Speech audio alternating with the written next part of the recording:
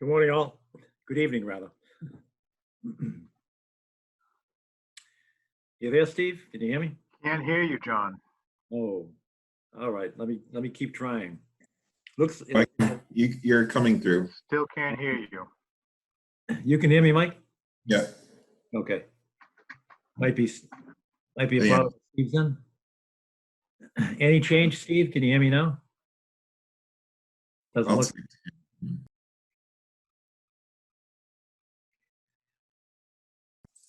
Now you just took your microphone away. Because now I Mike, can't hear you. is that an issue? Can you hear me, Steve? I can hear Steve. Steve, you still can't hear me? Mike, can you tell if he can hear you? Steve, can you hear me? Doesn't look it. Yeah, I can't hear you. Not good.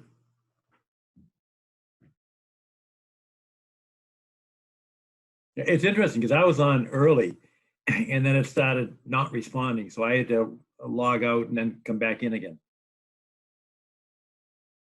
Because I was watching Steve for a while after he first got on.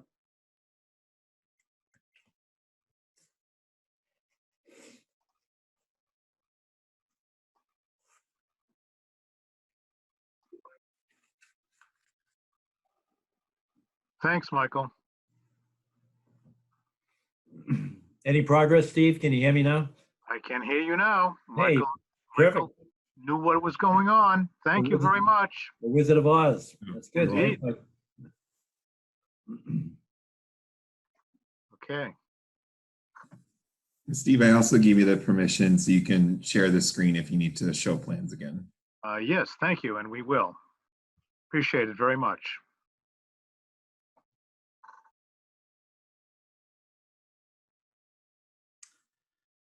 I think we have a quorum, Steve. I certainly hope so. I don't see anybody Anyway. but yourself, John. I know Ingrid will be on.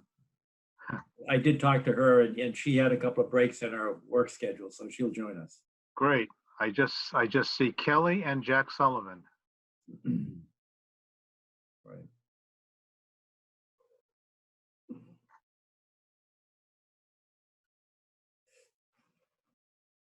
I can probably make some calls because it is just about 7:30.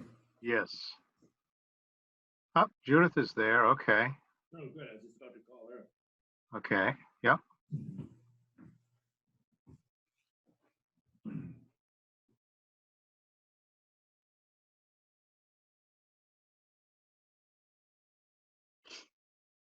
Hello, Judith. Hello, how are you doing? Hi, Very John. well. Oh, yeah. We're looking for more members, Judith, at the moment. Okay.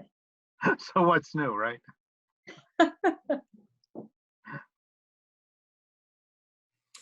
I'm gonna try Hans now.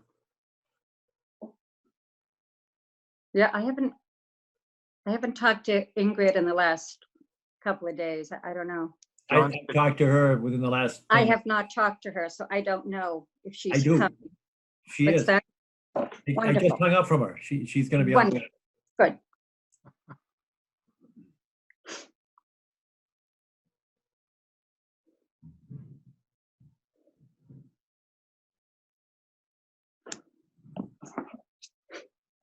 Want me to call Wendy, John?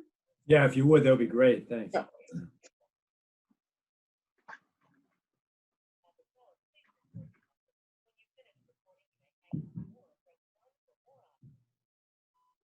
Hans, good afternoon. John Kiernan calling. It is 7:30 and I'm hoping you can join the Conservation Commission.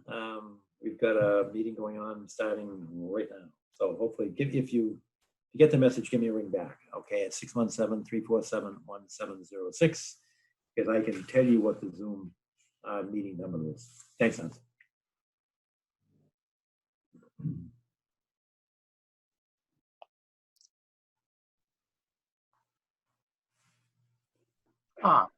Wendy is in Is the here? waiting. Yes. Right. Good. Okay, one more member. And Ingrid, good. Good. Great.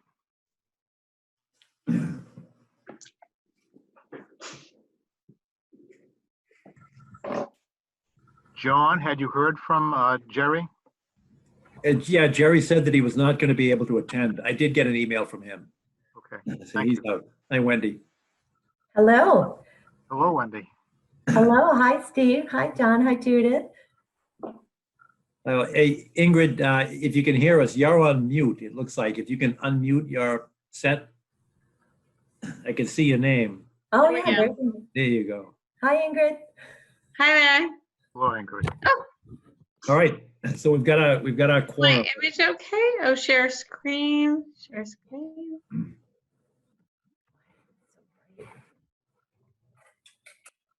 Can't see you, but we can hear you. Yeah, I'm not seeing Ingrid. All right. You can hear okay, right, Ingrid? There she there is. we go. Yes. All right. You made it. Does All that right. work? Good, Great. perfect. So we have our quorum, so we'll officially call the meeting to order, May 18th, 2020, meeting of the Milton Conservation Commission. We're being recorded, so that takes care of one of our formal procedures. The other one is we introduce ourselves. My name is John Kiernan. Judith Darrell Kemp. Wendy Wendy Garpo. and Ingrid. Ingrid Beatty. And Steve. Steve Ivas, Conservation Agent. All right, perfect. So we've got a short agenda tonight, and thanks for joining on short notice. First one is 131 Elliott Street. I hope, Steve, you're there. Yes, Steve Connolly, 131 Elliott. All right, good. Steve, I did not receive any documentation from you today. Did you get anything to Kathy Bowen? Other than my request for the extension, all the plan, we're not requesting any changes, John, so the plans will be on file. Right, but we need, and I know you're out of time because today is the deadline, but we need something from you, even like a letter form asking for an extension. Now, Yes, to be honest with you, the He governor- sent that, John. We have that. He Uh, sent that in, I believe. yes, I sent a request last week, and also I attached the extension form. I forget the number form from DEP for the commission to sign. Steve, do you have the form for us to sign? Uh, I haven't seen it. I have not seen the extension form either. Steve Ivas here. In any event, we do get some leeway here, Steve, to deal with it because the governor's emergency order did extend some of the DEP deadlines. So we've got a Okay. combination of factors that will, I think, facilitate this extension. Okay. And just because we're creating a record here, can you tell us what you're looking for? Yes, I'm looking for an extension to the order conditions for 131 Elliott. The file number is 046-0514. And Steve, for the public's benefit, could you explain a little bit? The public knows it is the Hendricks development. Could you give us a little update about what's been done so far and what schedule you're on and such? Okay, so the foundation, there's still some interior footing work to do. So the rest of the foundation work is in, and the west end, I call it the west half portion of steel. The two levels of steel are installed, and also a portion of the first level of the wood frame. So there's been a pause there because of the COVID-19. The general contractor, they're trying to get their arms Steve? around how to handle that. Steve, can I interrupt you for a minute? Sure, yeah. I apologize for you, but Mike Lynch, can you help me? Hans says he's trying to get in, but he needs to be invited in, I think. Can you assist Hans in coming on board? Yeah, he's coming in now. Good, perfect, thanks. Just hold on a second, Steve, and then Sure. Hans will get oriented.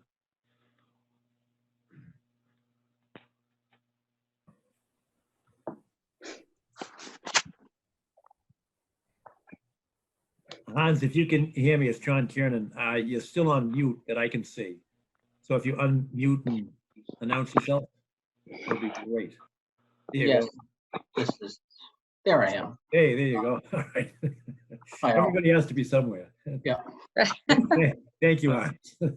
I apologize for the delay. It was a bit of a scheduling issue, so. All right, not a problem. Steve Conley was in the midst of explaining his request for an extension of his order of conditions. So Steve, I interrupted you. I apologize. Can you go back and kind of pick up where you left off? Sure. We're essentially mid-construction. We have, I'd say, 85% of the foundation work done. There are some interior piers where the steel frame will be, the bearing points will be on the interior. The perimeter foundation is done, but there's some interior piers on the Central Ave side of the property to be installed. The steel installed on the west end. Also, we started the first floor wood frame. With the COVID-19 pandemic from mid-March, there's been a delay. The contractor was trying to get his arms around a lot of issues there with liability and work plans and things like that. But we anticipate being back in there possibly after Memorial Day, but definitely the first week in June to continue. And you know, it's essentially there's a good year left there before that place would be closed out, and I'd be able to come to you for a closeout request. But we're minimum, so that's why I'm asking for a 2-year extension to make sure that we have plenty of time. All right, can you go back over one point? Because I did see a concern expressed by, I don't know if it was the LSP, but somebody, one of the engineers said that those pier supports were not sufficient for weight-bearing purposes. I know that's Right, not the 85%, it's the 15%, but what's That's going the on there? 15% that's left. So there's been a back and forth with, and we haven't resolved those. Those did not take, John. They didn't. The installation didn't go as the contractor had planned, and we have to go back to the original spread footing design, which is it's just those are gonna have to be removed, and they're gonna have to excavate in those specific areas and get down to through the urban fill and get down to the glacial and install stone and pour our footing. So we're back to the original. All right, any questions? Notwithstanding the governor's order and DEP's extension of certain time limits, today is the 18th, and this is the deadline for Steve. So that's why we put on today's hearing, so that we could advance this without having to start the process all over again. Are there questions from commissioners? One question for me. I think the extension is in order, of course. I think it's appropriate. There was an issue, and Steve, I think you checked into it regarding the booms, that they were not in place. I live very close to the property, so I was concerned about the booms being in place. Steve, can you comment? You're talking about the booms in the river? In the river, correct. The booms that we saw in the river were on the other side from an Eversource issue. Are there booms required for this project? No, there's not. Not in our order of conditions. Yeah.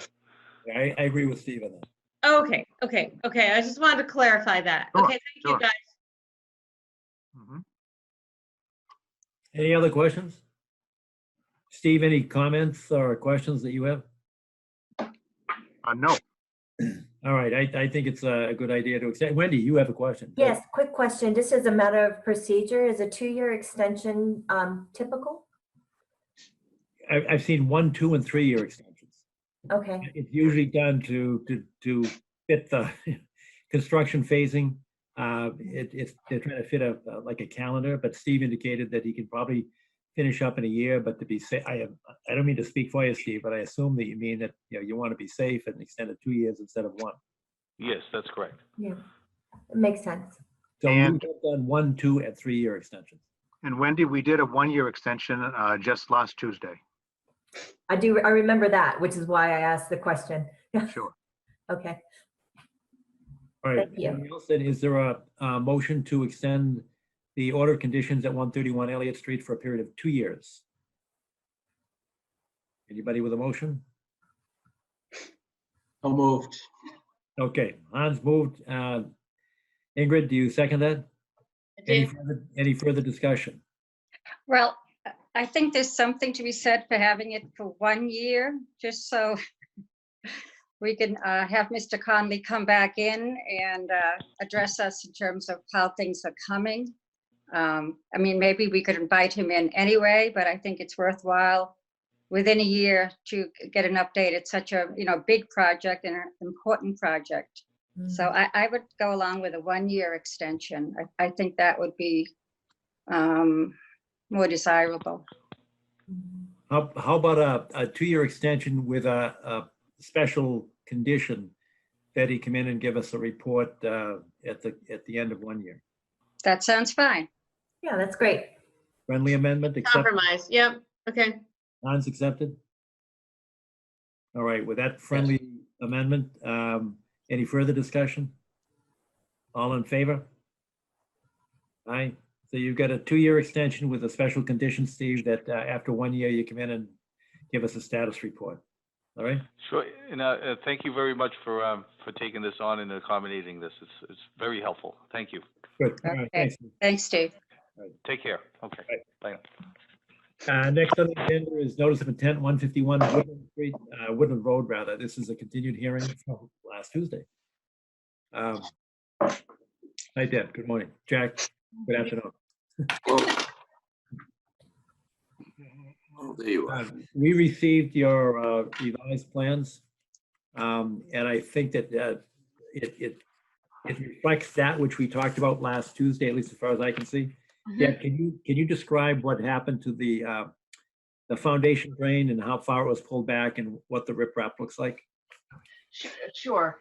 I pulled the outlet or discharge point towards the existing home 10 feet, which pulls it or 10 feet away from where where it was currently installed to the proposed, and I've installed a 5x5 sediment trap, which would be your riprap. So it would be a little depression just to allow the water to flow into that, spill over, and then into the flow down into the wetland. As I look at the plan, it looks like the pipe continues on the south side of the riprap. That's the existing. So I wanted to show where it was taken from to, it's hard to tell because it's the PDF, but this is a lighter color. So what you see extending is where the current, you can see the INV invert 18458. That's currently where it is now. And we'll pull it back to the top of that riprap area. And then that, yes, exactly. Right there. Right where the hand is. All right. So I'm just trying to show where it's coming from, where it's gonna be pulled back from, so that there is a, you can see where that changes. Understood. And can you tell us with respect to the trees? I noticed that one of the things we discussed, and I'm looking at the notes on the new plan, tree removal notes, number 4 says that no tree removal is allowed beyond the proposed tree line is shown without prior approval of the Conservation Commission. Correct. And I also have another reference up. Yes, if you stop right in the middle there, yes, it should right to the right of the hand. Yep.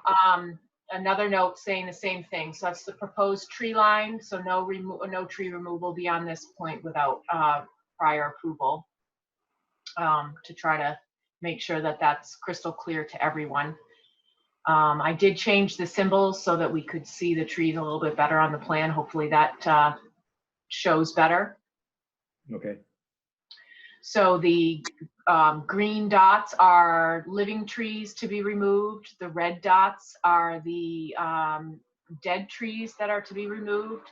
And the one blue is a 6-inch white oak that Steve clarified is out there that we did locate, that's going to be retained. That's within that grading area.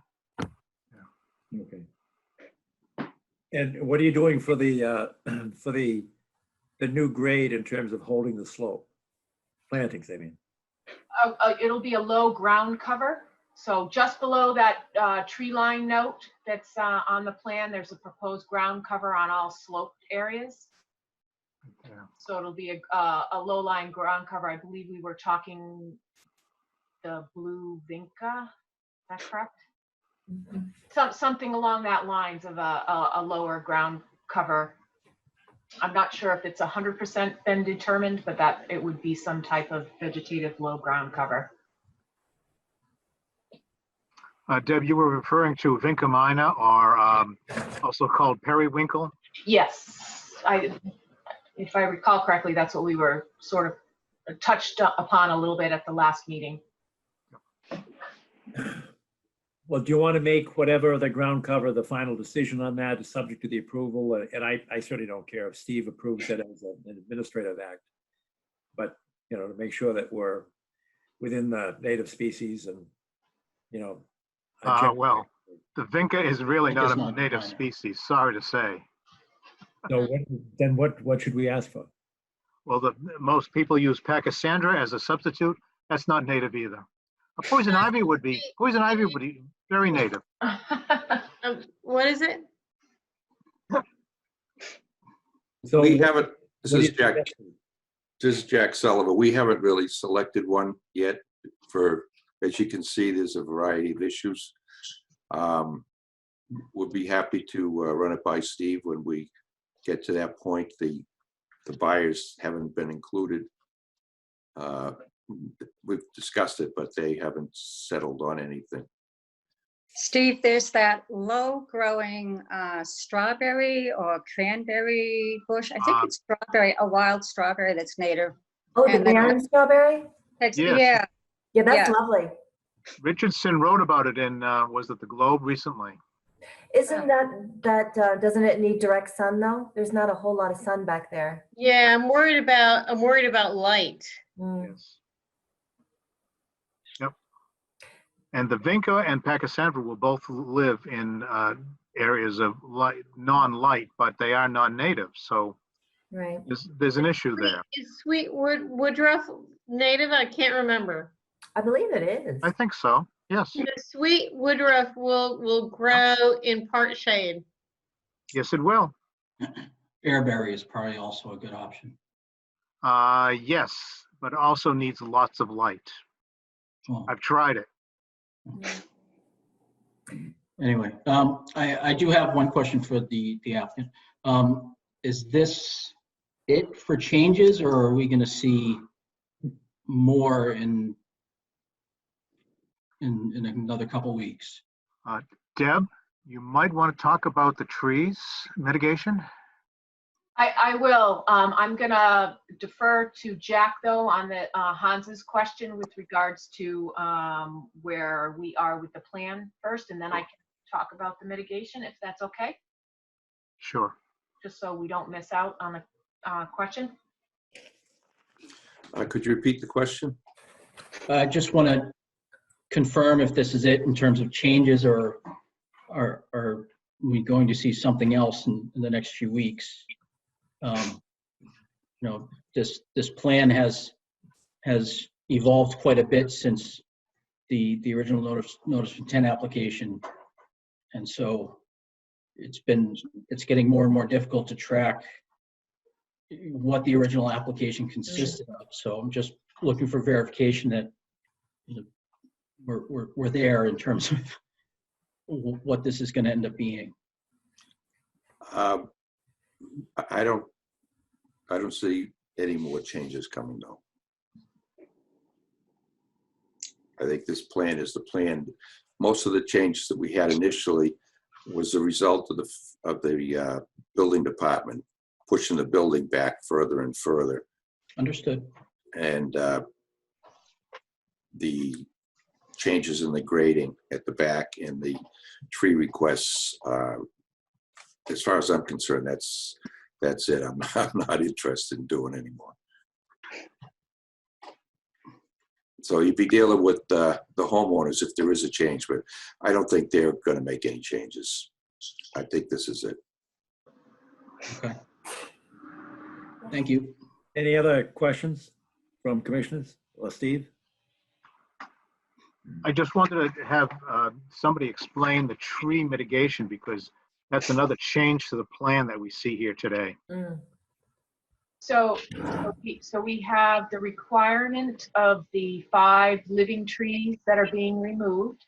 So doing the tree replacement policy, it's 3 to 1, so that's a total of 15 new trees. There are currently 11 trees proposed on the 151 property. There are an additional 10 trees or evergreens that you can see in the upper portion of the plan that are being proposed along the property line and on the adjacent property of 167, who is actually the seller of the 151 Woodland property. So there is some coordination with them to put in those trees to create a stronger buffer between the 2 properties. So in total, there's 21 trees being proposed for this project.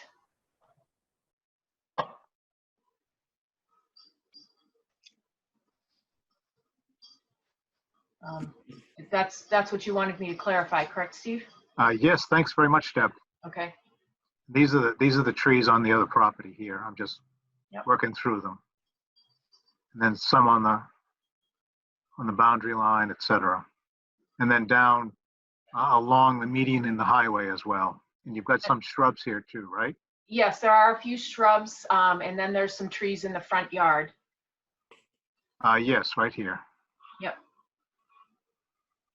Yep. So, and they would, as we discussed at the previous meeting, the plant list that was provided has a tree list, and those would be the trees being proposed.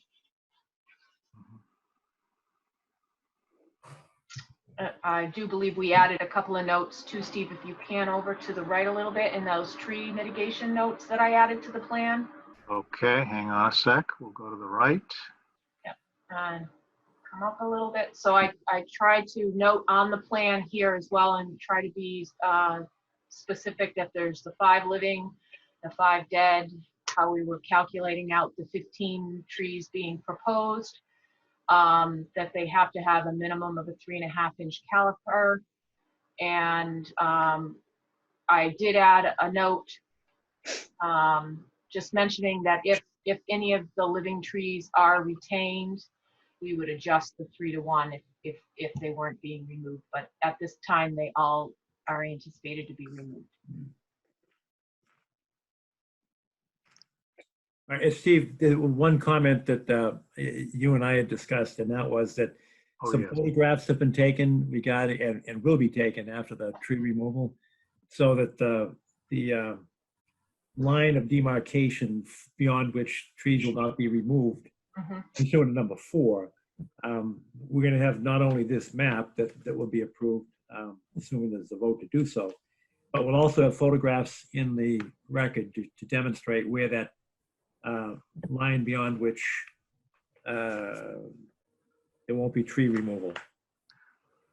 And what I did the other day was I tried to take some pictures from very close to this point here, the blue, and from here, the propane tank.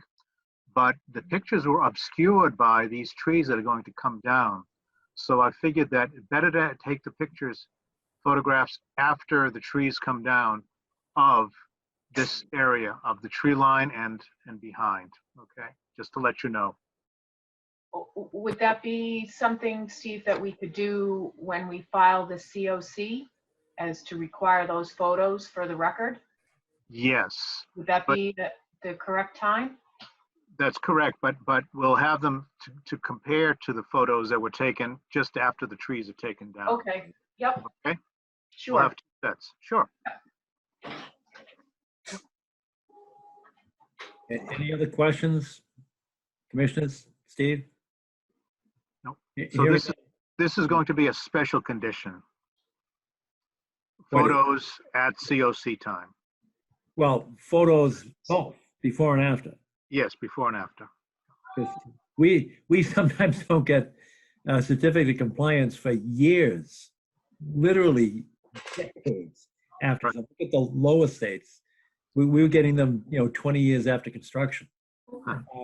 So I'd like to have that, the special condition photographs taken after the tree removal and then at the certificate of compliance time as well, to compare to this plan. This will require 2 votes. One, because the order condition already exists, we have to make a decision as to whether or not this is a significant change or not significant change. If it is a significant change, then the applicant would have to go back and file a new notice of intent. If it's not a significant change, then we can simply amend the order conditions in accordance with the plan that we see before us. So is there a motion that this should be deemed a not significant change? Steve, can you take down the map at this point? Of course. Let's see. Michael, I'll need your help. How do we do that? Oh, stop share. Thank you. John, before we we move on that, could you please clarify for new commissioners and folks at home what the standard is for how we determine whether or not it's a significant change? I think it's a little bit like beauty. It's in the eyes of the beholder. Exactly. I don't think there are any set performance standards as to what's significant or not. In the past, what we've done is to look at something like a change in the house footprint being significant, or if you're moving from, farther away from the wetlands, moving the whole footprint of the into the area closer to the wetlands, that would be a significant change. I see. Something that would have a direct impact on the resources that we protect. I don't see these changes as having a significant adverse impact on the resources that we protect. So I put that into the not significant or insignificant change. But that's sort of my own. And again, it's a little bit soft by way of definition, which I acknowledge. And Wendy, the word significant is not, it's not defined in the regulations. So it's up to the interpretation of each Conservation Commission at each hearing. Okay. Thank you for that, both of you. With that, is there a motion that this would not be a significant change? I don't hear any. I'll make the motion myself. Is there a second?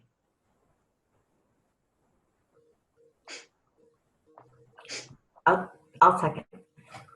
Okay. Thanks, Wendy. I'm looking for a consensus here. If there are issues that we should address, then now's the time to address it, because the next motion is required that the order conditions be revised in accordance with this new plan. Is there a motion? Well, I guess we have to take the vote first on the significant, insignificant. We've got that motion. It's been seconded. Is there any discussion about that? Hearing none, all in favor that this would be a not significant change? I vote aye. 2, 3. All opposed? I'm going to abstain. I'm abstaining. I said the last time I was not at that last site walk when this was all seen, so I'm abstaining from this vote. Okay, Ingrid? I think I was at the last site walk, but I'm not sure if you can remind me, Steve. Were you at the last sidewalk? I don't think so. No. I don't believe Even if I so. thought you Yeah, were. I'm worried that I was not at the Oh, last site one. I think I was at the previous one. Right. Been a lot of years. We've been up there a lot. We've been there a lot. Correct. Correct. Yeah. That was the one that Jerry was with us by phone. That's correct. Nope, I think I was not there. No, you were not. You're not. You are correct, Ingrid. You are not there. Therefore, what is your position on the vote? Yay, nay, or? I feel like I cannot vote. All right, that's 2 abstentions, 3 in favor. That motion carries. So it's an insignificant change. Now the vote would be whether or not we should approve the changes to the order of condition as proposed on the site plan presented by Deb Keller. Is there such a motion? we've still got two abstentions here, so I'm assuming you're not going to make the motion. Mm. I'll make the motion myself to accept these changes as part of the order of conditions. Is there a second?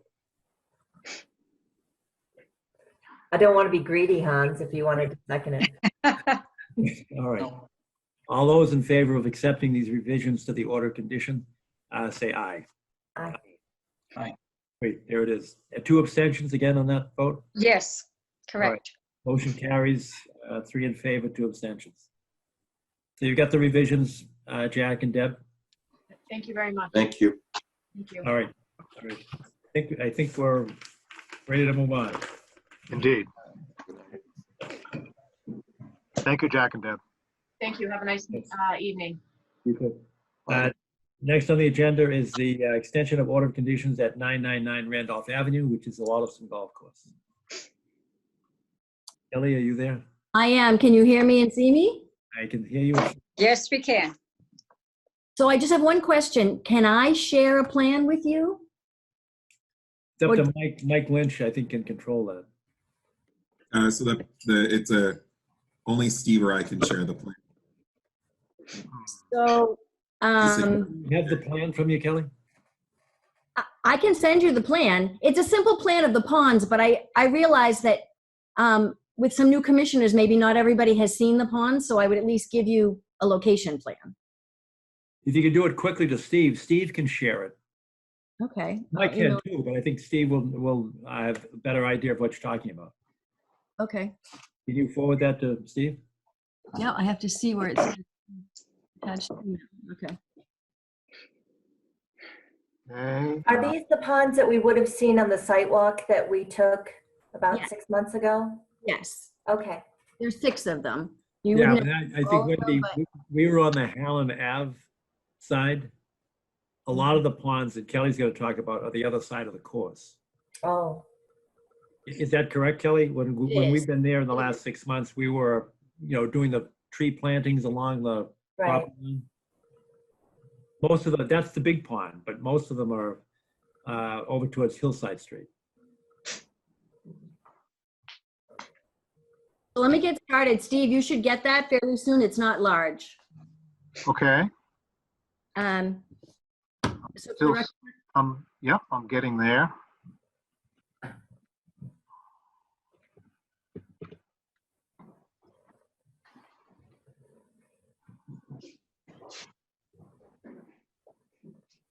well, I can get started and then we'll talk about it. Okay, good. Okay. So for the record, my name is Kelly Durfee Cardoza, and I'm here tonight on behalf of Wollaston Golf Club. Wollaston is seeking a 3-year extension on Order 46225 to permit management of aquatic nuisance vegetation. This is an extension of an order that was originally granted in 1998 under both the Wetlands Protection Act and under the Milton Wetlands Bylaw. The objective of this has always been to manage the nuisance levels of aquatic vegetation while preserving a beneficial cover of native plants for fish and wildlife habitat. And so there's been no significant alteration to the resources since this has started. Okay, so there are 6 ponds. You could just point out, Steve, for me, Randolph Ave. Randolph Ave is here. Here, and we drove in that driveway right there. Yeah. And on the right-hand side is Pond 1, or Russell Pond. And then as we were driving up the driveway to the clubhouse, there would be ponds 2, 3, 4, 5, and 6 on your left. They're across the golf course, so as John said, that you wouldn't have seen them where we were before. Okay. So we're proposing treatment by Solitude Lake Management. All chemical applications will be performed by certified applicators. The aquatic herbicides are registered by the US EPA and Massachusetts, and they'll be applied consistent with the order that was granted in 1998 and has been extended, as well as a DEP license to apply chemicals, which is every single year. Prior to treatment, the shoreline will be posted with signs warning all temporary water use restrictions prior to treatments, and the license to apply chemicals will be filed with DEP. So we're asking to use 4 products. We've used 4 products over the last number of years, but we're asking now to change one of them. The 4 products are listed in your packet. I guess I have a question. Did you all get what I sent on Friday? I forwarded it to everyone. Did everyone get it? Yes. I did, yes. And Kathy got the hard copy today, and the check for the extension was also in there. So the 4 products that are being proposed for use are fluoridone, diquat, and copper, which have been used historically. And there's one product that was used historically that we'd like to replace. Glyphosate was used in Pond 1 to treat water lilies. It was used approximately every other year, but the only other product that we had for water lilies, which is fluoridone, has a 30-day restriction for irrigation use. So that's why they switched to glyphosate. So this time we're proposing to use imazamox, and that'll be for floating leaf and emergent plant growth. And that'll be for the water lily in Pond 1. That doesn't have a restriction on irrigation at the rate that they're proposing to apply. Other than that, it's the same products that have been used historically. The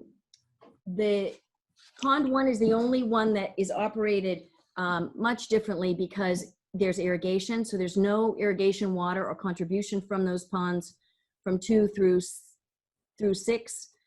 2 through 5 are similar in size. They're between 1 and 2 acres in size, approximately. Pond 6 is very small. It's 2 to 3 feet deep, and it's about 1/3 of an acre. So they do treat that pond, but control is limited, and they don't always treat it completely just because it's very small. So on Pond 1, which is 10 acres in size, they'll be treating curly leaf pondweed, alodia, that white water lily, and algae. And the other ponds, they will be treating for the same products, but they will not be using the imazamox. They'll be using fluoridone because there's no irrigation contribution. So I can go through some details on the chemistry of each of those. It's in your package. And Actually, Kelly, before you do, let me ask you, are there fish in these ponds? There are fish in these ponds. What kind of fish are in the ponds? I don't honestly know. Are they stocked or are they natural? I think that they have been stocked, but I swear this always comes back to our friend, but there was a neighbor who decided to fish there at some point, so I believe there's been no fishing for many years. Okay, but you believe there are fish in the pond, but you don't know what kind of fish? That's correct. And what about amphibians? Are there frogs who live here as well, or do you know? I don't know about the irrigation pond because I've never seen them, but I do know that there are frogs in the other ponds. And what kind of frogs are in the other pond? Oh, Judith, you're asking questions I'm not prepared to answer. But they're important questions because, these are going to tell us whether the chemicals are having an adverse effect or not. And this is what we protect, of course. Mm-hmm. The amphibians, the wildlife, etc. Even the insects that the frogs and such feed on. So I think I'd like to get more of that information. If you could have, that brought to us, we'd have a better understanding of what the wildlife is like down there. And that would inform us as to how much the vegetation should be controlled, or whether in maybe 1 or 2 of the ponds, you don't do that. I just don't, I don't believe I have enough information to make a informed decision about this. Okay. Can I ask a question before you respond? What is your timeline on the extension? So the timeline, Solitude filed for it late and incomplete. Kathy called and said, would you please put this together? That was last Thursday. I did it on Friday and sent it to you. So the time frame was supposed to be, I put it in here, let's see.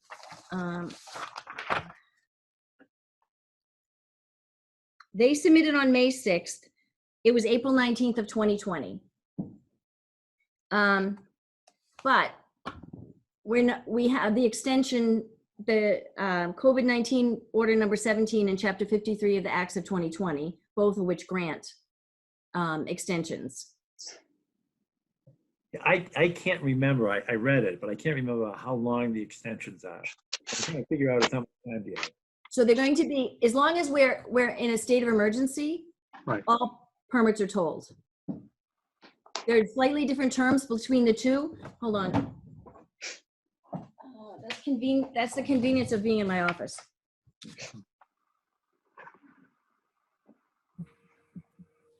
COVID order number 17 is the one that is for the state laws.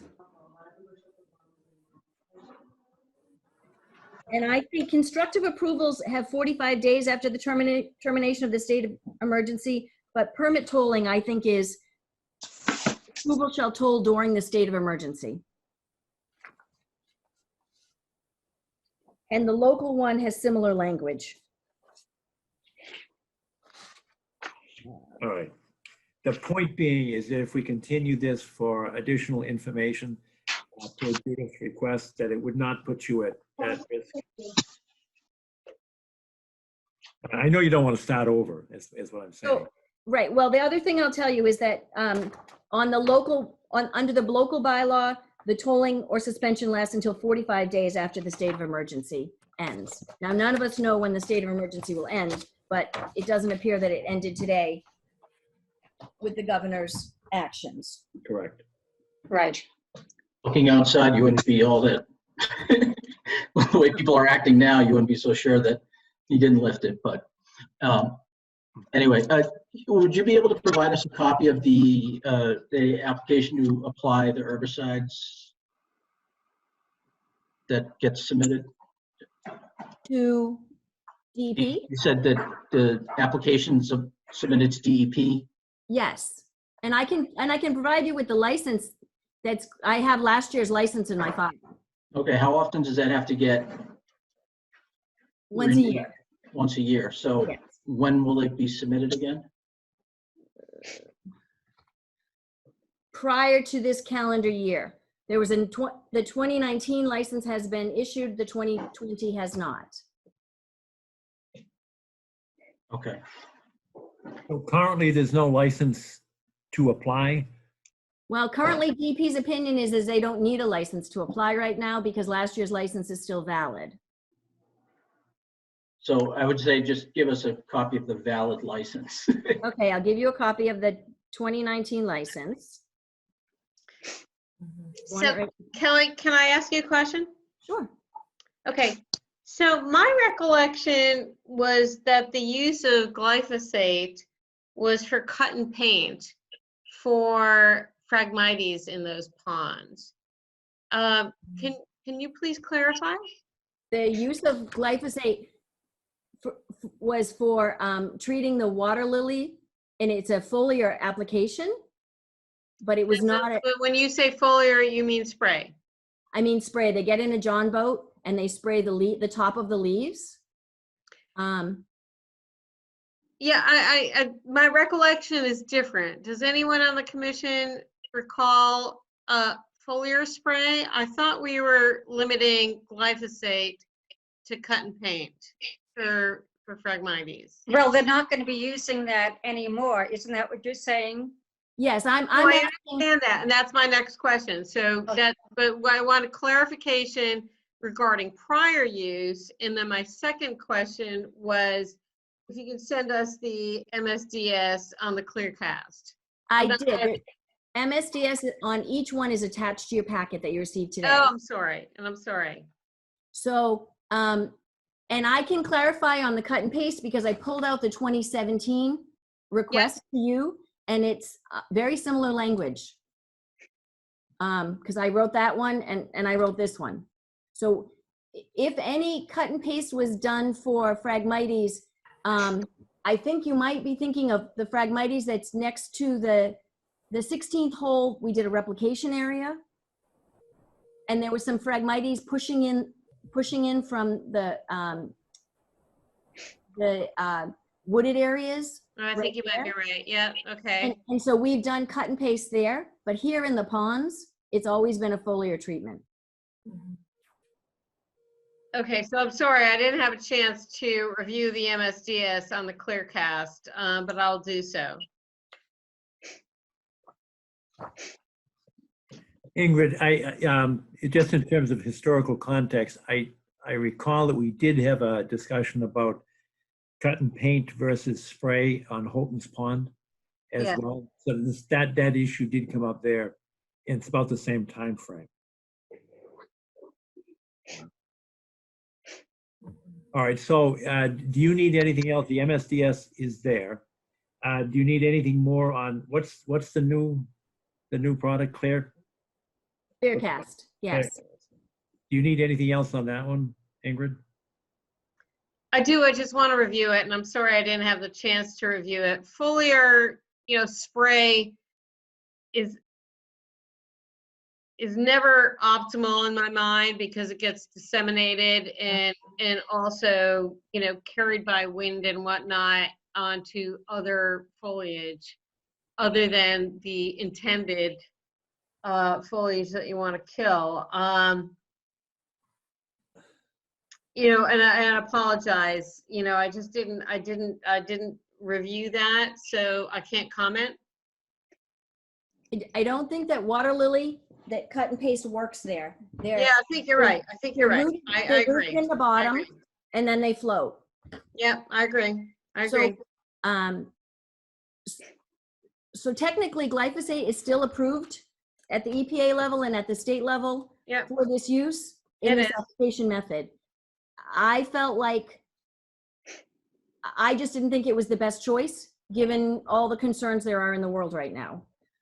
Great. What are your measures to contain the foliar spray application regarding surrounding plants that you do want to preserve? So they only do it for water lily. They do it every other year, typically. Sometimes less frequently than that. And the boat is in the water and the lilies are right next to them. This is not a distance spray. This is a physical, I'm right there on top of the leaf kind of spray. So it's a downward from the boat? Downward from the boat. Two guys in a boat. This is not a backpack sprayer or a distance or I'm reaching out over a face. And we're looking at your opinion in terms of dissemination regarding, wind and, I think I get what you're saying. I understand it seems very targeted. What's your opinion regarding dissemination? So there are guidelines for them that they don't do it when wind is heavy. There's a couple of reasons. One is that they don't really want to be in the pond. The other is that it's exactly the spray drift kind of issue. And as a licensed applicator, that's one of the things that they have to deal with in their training. So they do not apply during windy times.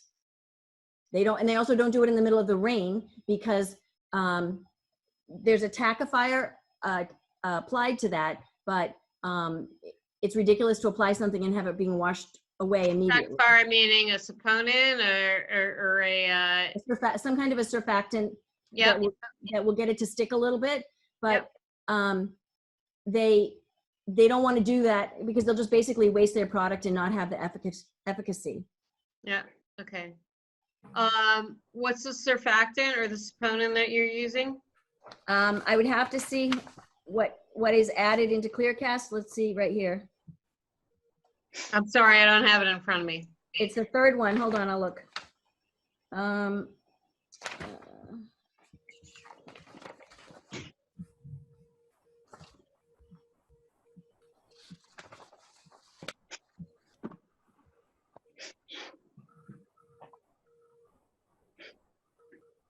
The other thing that's important, I think, is that this is a salt, which helps a little bit in the ability of it to penetrate through the waxy leaves. So they really need to get it right on top of it. I'm looking to see what the inerts are in here. Now, let me see if I can pull it up as well. I had it on my screen a second ago, but now, let me see if I can pull it up. Now, Kelly, are you trying to get rid of Oh, all here we go. water lilies? Yeah. I mean, eradicate them completely? No, no, as I said before, the plan is just simply keep it from taking over the pond. They want to make sure that there's adequate areas for cover for the species that are living in there. And they also try and retain as much of the native species and for the fish and wildlife habitat. So that's kind of the goal since the very beginning. Thank you, Steve. Do you see where the inerts are though? I'm still looking. Hang on. Me I too. see it scrolling on my screen. Yep. Stability, reaction, molar mass. There's the toxicological information. Ecological information. Disposal and transport. So in other words, Kelly, because the leaves are, have got a waxy surface, you've got to use a surfactant and a salt to penetrate them. So I'm just trying to make sure that, the unintended targets are preserved. Well, So look, that's my question. aren't we suggesting maybe, Kelly, that you come back for our next meeting with the other information that I'm asking for? Because your license is still good. There's no time constraint, it seems, at this point. So they could that would actually get- make an application, because you don't meet again until June 16th, correct? Right. June 9th. No, Oh. 16th, Steve, that's the election date. I'm sorry, you're correct, June 16th. Okay. So we'd have to do a biological assessment between now and then. Yes. Which is not something they've done for the extensions ever before. I just think there's more awareness now, Kelly, of the importance. We've lost so many of our amphibians, and I think people are interested in what's in the ponds, what are in the ponds. And I think it would be informative for the members of the club as well to know, what's there. And I have to give you great credit because before the course opened up again, my husband was actually walking through there and twice saw bluebirds. They put up the nesting boxes and they've been successful, which is fabulous. Oh, I remember when we didn't have bluebirds within 128, so that's been a great thing. So, but what I'm saying is there's more interest, even if the public doesn't go in there, there's interest in knowing what's there. So, I mean, I'm not looking for an exhaustive study or anything, just a general sense of, what kinds of fish are in there and, in each pond and, what sort of frogs more specifically, what types, whether they're bullfrogs or, little green frogs or something. And, just to give us a general idea, I'm sure, your people know to some extent, and then someone can come in and do a little more assessment. Okay, so I understand, and I'll take that back to my client. I just want to clarify one thing, and that is that we believe that given the orders that exist right now, they'll maybe be able to make applications under the old order in June until we come and see you on the 16th. That's my understanding as well. Okay. So under the old order, will you still be using the glyphosate? I doubt it because I talked to the applicator last week and he said he didn't think that the water lily had risen to that level. And the other thing is they're systemic.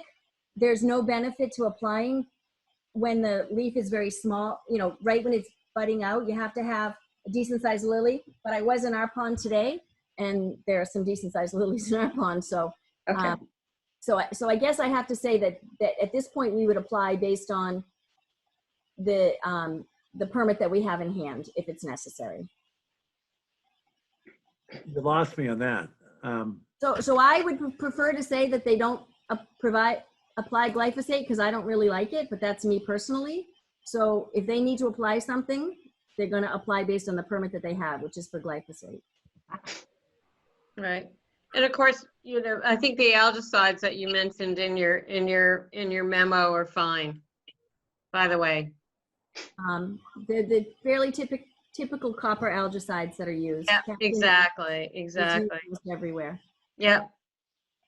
By the way, for everyone's information, if you just Google the word imazamox, you can come up with very, very easily a U.S. Forest Service Human Health and Ecological Risk Assessment, a final report about 10 years old, should you wish to read the 169 pages of it. It's got to be better than glyphosate. Right. It is. Yes. I mean, I'm sorry, I just didn't have a chance to review. all of these kill things. There's no question about that. It's just the goal is to get them to be as targeted and as limited as possible. Yeah. Well, understanding everything you said, Kelly, that, you know, if they're operating under the old permit, which they are, they'd be entitled to use glyphosate. You don't favor it. We don't favor it. Steve, you don't favor it. I do not. No. I mean, is there any way that we could get an agreement that that would not be used?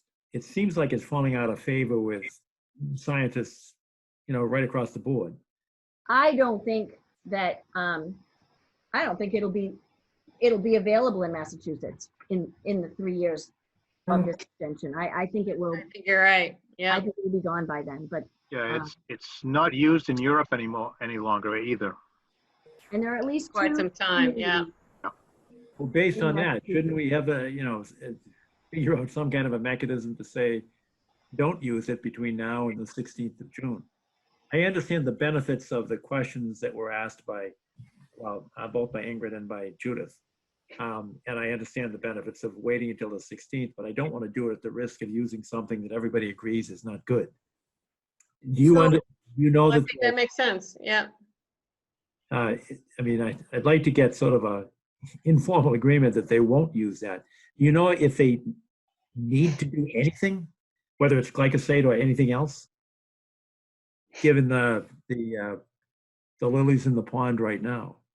It's only a month. It's usually in early June that they would do it. So we're, you know, coming up on that time. We're not quite there yet. So I guess I have a question. So I bring back an inventory of the kinds of fish and frogs, not statistical, just a general information. Exactly, and amphibians in general, if salamanders are seen, you know, from pond to pond, whatever. Okay. Okay. What about, how does that change things?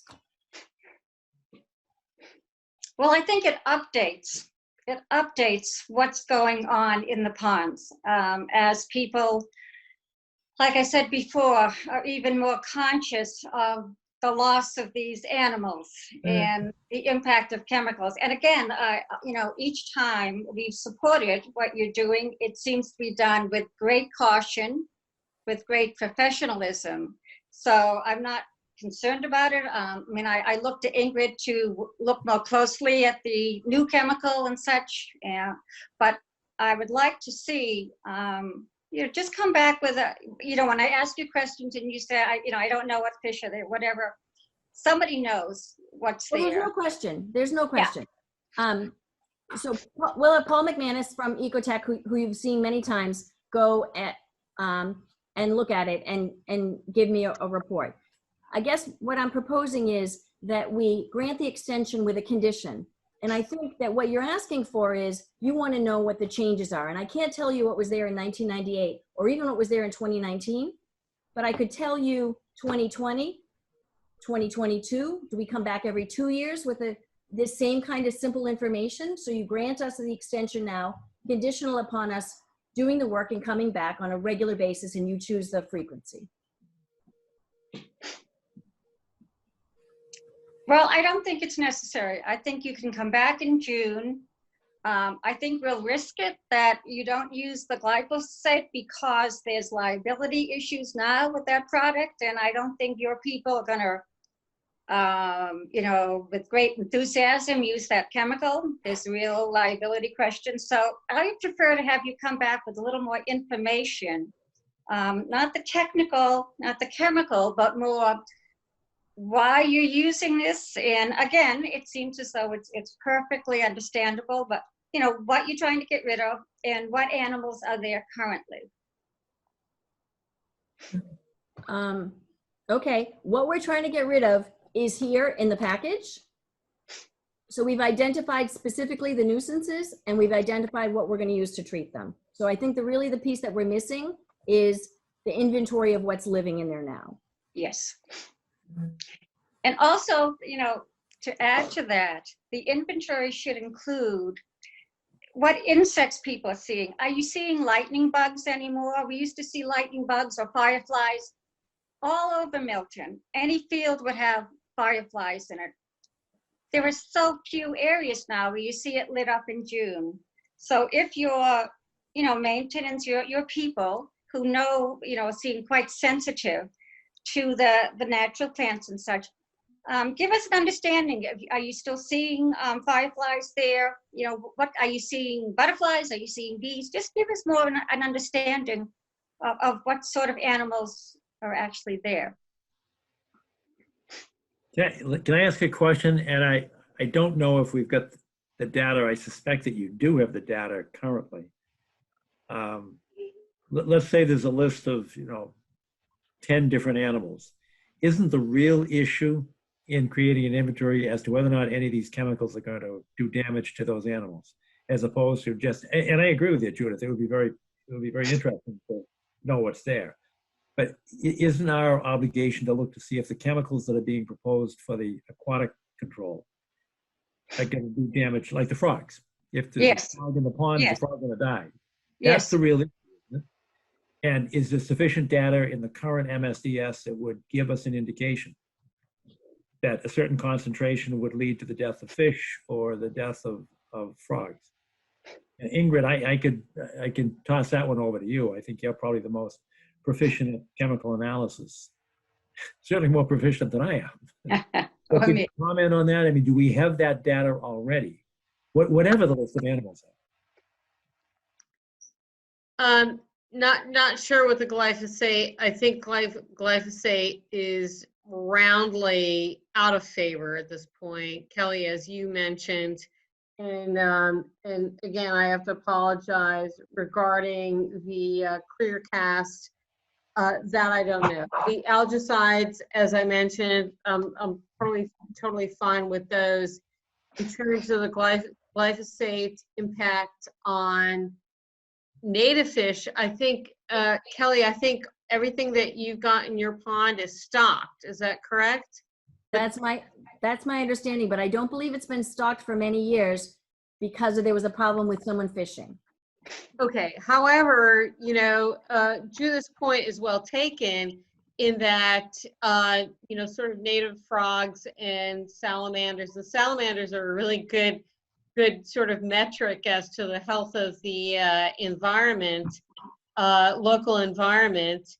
That we haven't talked about in the past, and I cannot comment on the glyphosate impact on that, and would have to take a look at the clearcast. Kelly, do you have any information regarding not the aquatic, the fish population, but sort of the intermittent aquatic population of wildlife, like Judith mentioned, the frogs, the salamanders, that sort of thing? Do you have any anecdotal information that you can share with us? I've worked in the ponds.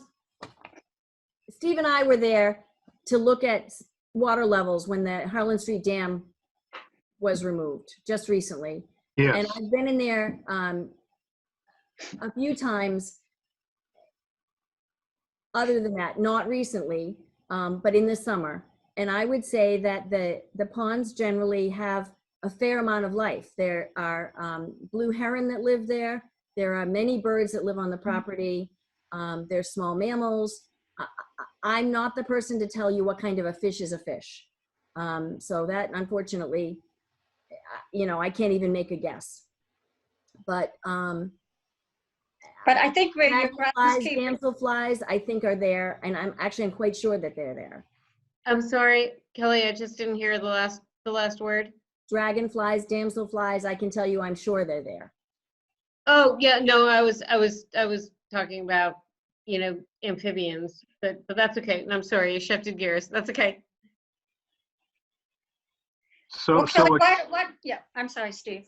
yes, I would like to point to you all to that ecological risk assessment, because that really says a lot about what does this chemical do to certain species, and whether it's important, whether it affects these certain species. And it gives you some LD50s, lethal dose 50%, et cetera, et cetera, et cetera. Gives you all that information. That's what you should be looking at, really. Where is that, Steve? That is a Forest Service Human Health and Ecological Risk Assessment final report submitted to the Atlantic Georgia U.S. Forest Service Southern Region back about 10 years ago. Okay. Is that for glyphosate or clear? Clear. Yes, It's for Imazimox. Yeah, Because clear Clear cat. cat. other than this, between now Yeah, and total improvement over we're glyphosate. not We proposing all to agree on that point. glyphosate, Right. and it wasn't used last year either. Not because there's a particular concern by the applicators, but because it wasn't necessary. Well, again, Kelly, I'd have to say your grounds people do an excellent job there. The native plants they put in have done beautifully. I'd like to get an understanding, the information from these, I guess they're mostly guys, who are there day in and day out and know what's going on. So I don't believe what I'm asking for is extraordinary at all. I just like to have a general, somewhat informal information about these different categories, and I'm sure they'd be happy to share it with you. Okay. And Kelly, just to add to Judith's comment, in terms of I think we all agree that anything's better than glyphosate. That's, finding it in the blood of kindergarten kids is a little bit disturbing because it's been used so frequently. A down spray from a boat, a down spray targeted on the vegetation seems acceptable to me, and ClearCast is absolutely an improvement over using the old chemical. So I'm okay with that. It would be interesting to get a survey of what's there. In particular, salamanders are really a marker of the health of a wetland, and frogs as well, but salamanders, sort of are the beacon. So if that makes sense to folks. Mhm. So Kelly, we're not holding you up because you can continue from now until June 16th to have your grounds people do what they feel they need to. But let's have you come back in June and give us a little more information. And in the meantime, if we have any great concerns, we can share them with you. And I'm sure your people as well want to make sure they're not doing any undue damage or harm to animals. There's no question. There's no question. Okay. Then maybe we'll actually be in person on June 16th. True, that could be. Springs eternal. Hey, Steve, can I ask you a question apropos of a discussion here? Does that risk assessment for the U.S. Forest Service 10 years ago, would that include things like deer drinking in the ponds or a fox or ducks? Yes, I think it included large mammals as well as small mammals, fish. Okay. algae, you name it. It's got all kinds of information, all kinds of equations, if you'd like to look at those too. Steve, could you take down the report at this point? I can't see. Oh, certainly. Thank you. I think I could. Yes. Here we go. There we go. Okay. So anyway, yeah, there's a lot of information in this 10-year-old report. Reproductive effects, inhalation, a lot of human effects as well. So this is human health, number one, and ecological risk assessment. It's all black box as far as I'm concerned. You may disagree with that, Ingrid, but it's all magic, black magic. And I've used that same statement over at the Naval Air Station, watching them clean up hazardous waste. All right. And Kelly, it's a little bit soft as an assignment. I know you referred to it as a biological assessment. That sounds a little daunting. And I think, Judith, you meant something a little bit less formal than that. And not, Exactly. The More only thing I'm going to informal. tell you is that I know the superintendent well, but he's not going to know what a salamander is. He's not going to know what kind of fish it is. So we're going to have, the only way to do this, to give you the answers to the questions you're asking is to have Paul or someone in Paul's office come and look. That makes sense, yeah. I don't think there's anybody on the turf management team right now who is a naturalist, if you will. all right, good. So then we'll hope for the best in terms of early June, and we'll keep our fingers crossed that nobody uses glyphosate. And we'll see you on the 16th, Kelly, if that's okay. I can't guarantee that they won't, but I will pass on your concerns as well as my own, but they've heard my own concerns. Good. All right, perfect. Anybody else? Questions, comments, thoughts? All right, good. Then we'll continue this one until the 16th of June. Thanks, Kelly, very much. Thank you. Thank you, Kelly. Stay safe, guys. Yep. You too. Okay, and that leaves us with additional business. I'm not aware of any. Steve, do you have any? Just one piece of information. I had a call from Ty and Bond LSP named Gary Hedman, and he said that Clean Harbors removed the booms at Coolidge Road about a week and a half ago, and he'll give us a full report on that incident. Oh, good. Okay. Okay. All right, thanks. That came up a month ago or so? Yes, exactly. Yep. All right, And good. John, I need to talk about poultry one more time. If you want to recuse yourself, it shouldn't be long. All right, thanks all. Good night. Thank you. Hi, John. Thank- Thank you. So Steve, I want to address you Hang on. because I'm trying to disappear. there you go. I thought you were- Pull the plug, John. There you go. Good.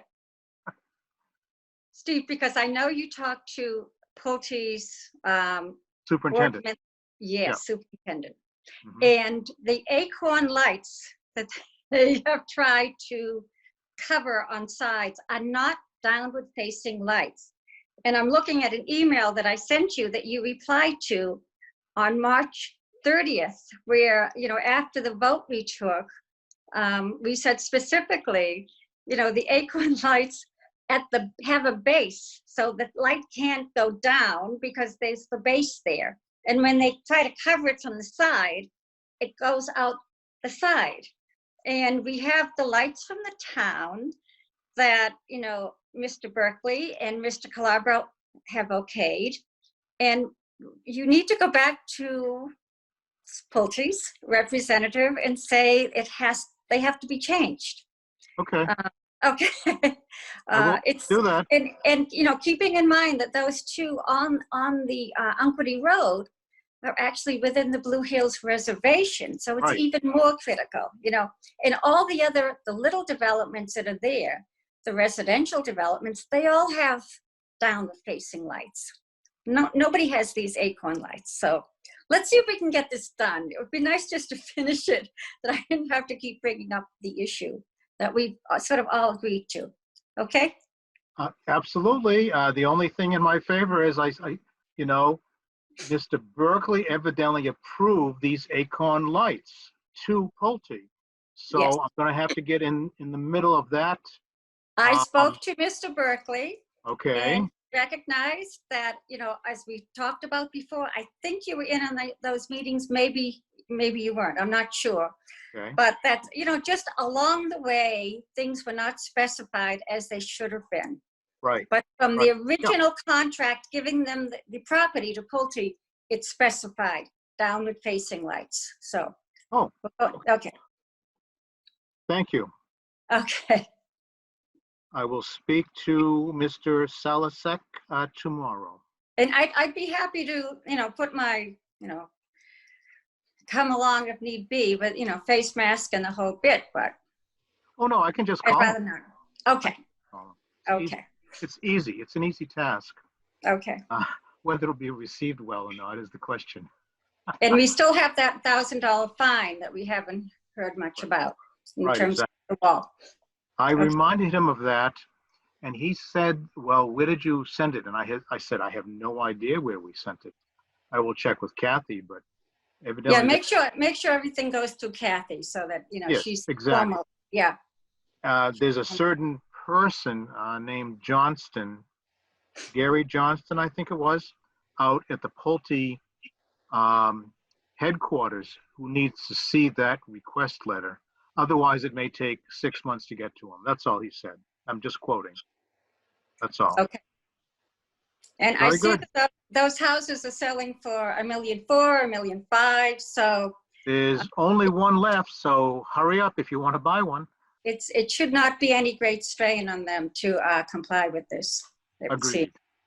Okay, Agreed. I have nothing else. Does anyone else have comments or any other issues that?